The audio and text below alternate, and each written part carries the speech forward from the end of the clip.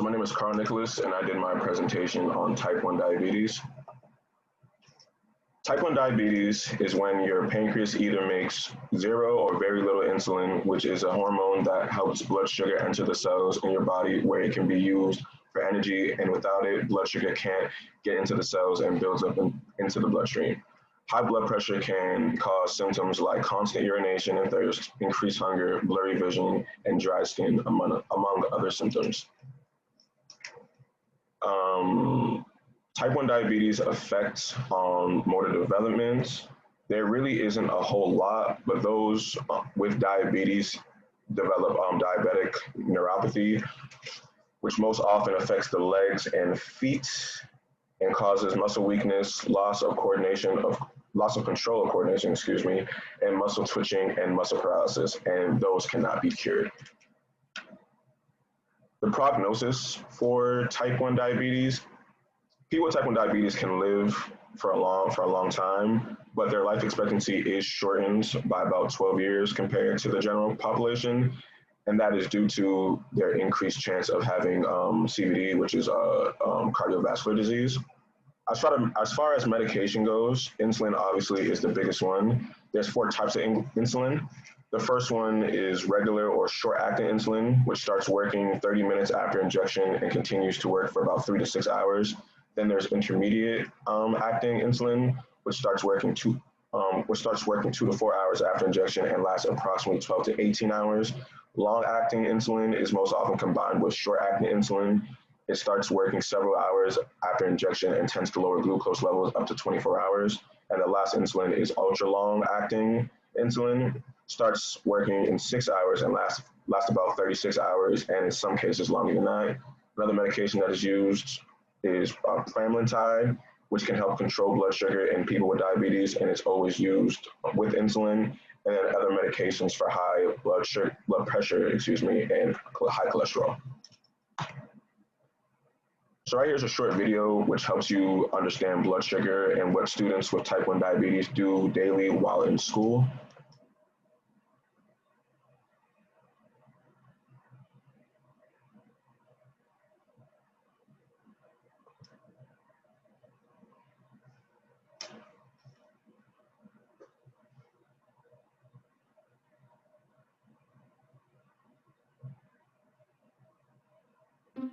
Understanding blood sugar, the basics for school staff.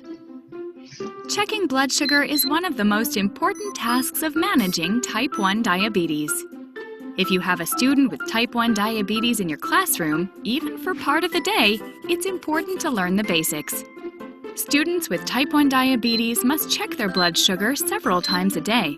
This is done either with a glucose meter, which uses a small drop of blood from a finger, or a continuous glucose monitor, a wearable device that measures sugar every few minutes and sends the details to a receiver or smart device. Students should be able to check blood sugar whenever and wherever they need to. Blood sugar levels guide decisions about treatment, such as when and how much insulin to give and when to have a snack. Remember these 4 things about blood sugar. The carbohydrates in food raise blood sugar.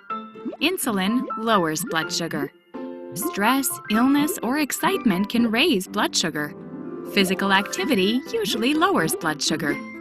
A student's blood sugar level can affect how they feel. For example, high blood sugar, usually above 15, can make it hard to concentrate. Low blood sugar, less than 4, can cause confusion.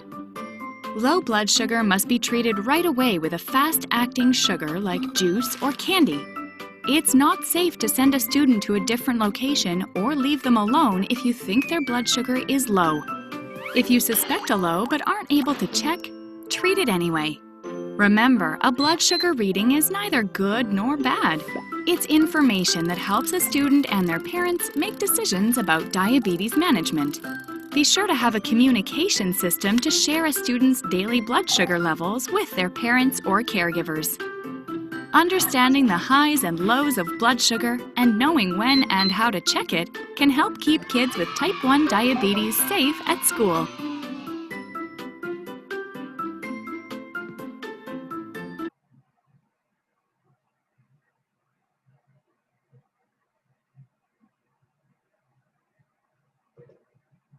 So areas of occupation that are affected because of type 1 diabetes, the first one is feeding, which needs to be addressed because the child has to make sure they eat low glycemic foods and eating when or like right before their insulin is taken.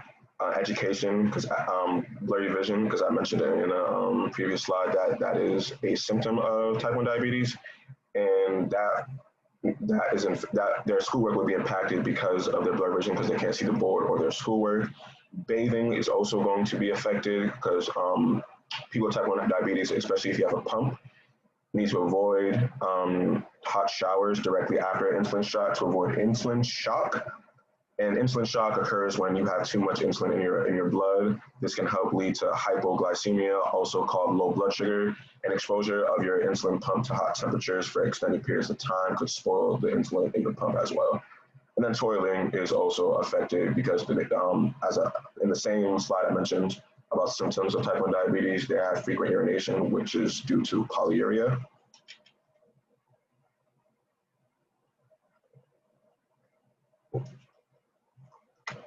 Other areas of occupation that are affected: personal device care. Obviously, this is in reference if the child has a pump and they need to replace their insulin infusion set every 1 to 3 days.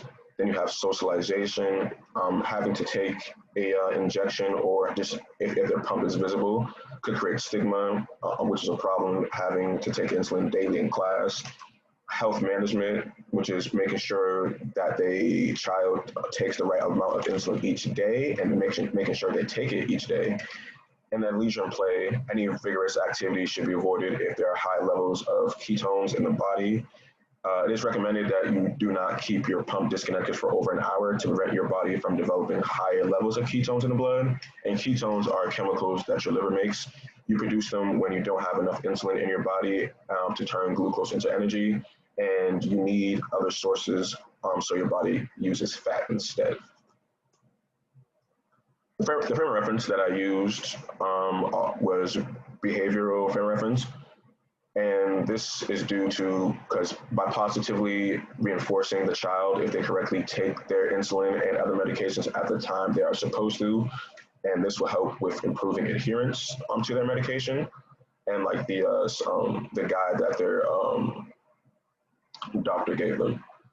The 3 assessments that I used were the child's occupational self-assessment, which measures the child's values and perceived competency; the Pierce-Harris Children's Self-Concept Scale, which assesses how a child views themselves; and then I used the role evaluation of activities of life, which looks at a child's performance in ADLs and IADLs.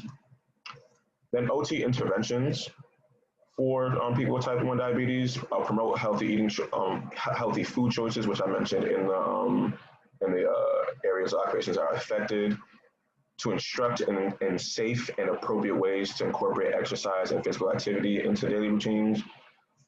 Obviously, everyone needs daily exercise, but people with type 1 diabetes particularly need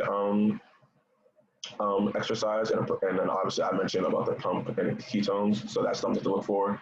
And then the last one is provide techniques to organize and track medications. So they have to, because as you know, they have to take their insulin daily. So it's important that they somehow have a good system to track that. And then these are my references. Thank you.